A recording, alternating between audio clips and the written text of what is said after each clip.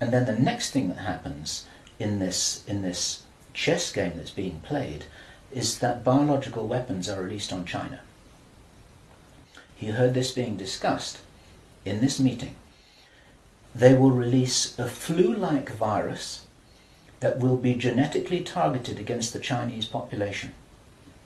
It's racially targeted against the Chinese people. It's designed to spread like wildfire and to knock out a large number of the Chinese people. And these people in this meeting were laughing about this. They said, China will catch a cold. Those were their words. China will catch a cold. And they were laughing about the fact that these biological weapons will wreak havoc among the Chinese population. And after that, then what effectively will be a kind of plague will actually spread right across the world to the West as well. Our source was not clear whether this was a Chinese retaliation or whether the thing would just spread out of control in the way that it would be very understandable if it did, whether it's racially targeted or not. These things actually mutate. And last year we heard President Obama talking about how he wanted to have a sort of national guard at home in America ready to handle this kind of thing. There are a lot of indicators that this is being set up. So now you've got a situation where there's been a limited nuclear war in the Middle East. There's a pandemic that really is sweeping across the world and really is killing people very visibly. And you've got this totalitarian military lockdown in all the governments in the Western world because everyone's going to be in panic about all of this. And then, he said, then the real war starts. Something that would be justifiably called the Third World War, with a much more major nuclear exchange. And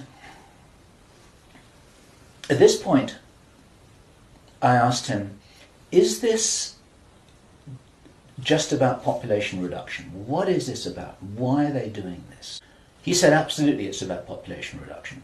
So I said, well, in this meeting, did they mention any figures? And he said, yes, they did, 50%. Half the world's population. This is planned as per the Georgia Guidestones. For those of you who don't know what the Georgia Guidestones are, it's a stone monument in Georgia in America that was erected anonymously a number of years ago. It's in 8 languages, and it's like an Illuminati manifesto for a new world, as it were. And just hold that thought about this being a manifesto for a new world. This is an important concept here in what I'm presenting. One of the key parts of this manifesto for this new world is that there should be a population of 500 million people.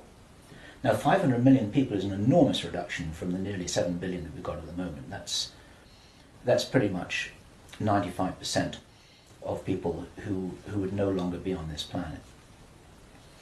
And 50% is a step towards, during which time there is heavy governmental military controls over populations in all Western countries.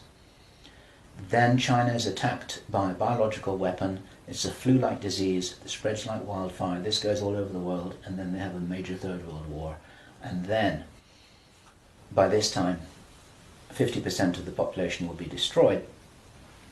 And not only because of the war or the plague, but because, as many of you watching this will understand, the infrastructure goes down in situations like this. There's no food in the supermarkets, there's no gas in the pumps, the telecommunication goes down, there may not even be water coming out of the taps. People are kind of thrown back into a Victorian era without the facilities to handle this, because most people don't have their vegetable gardens, they don't have their horse and cart, they're not able to survive in the way that we used to be able to.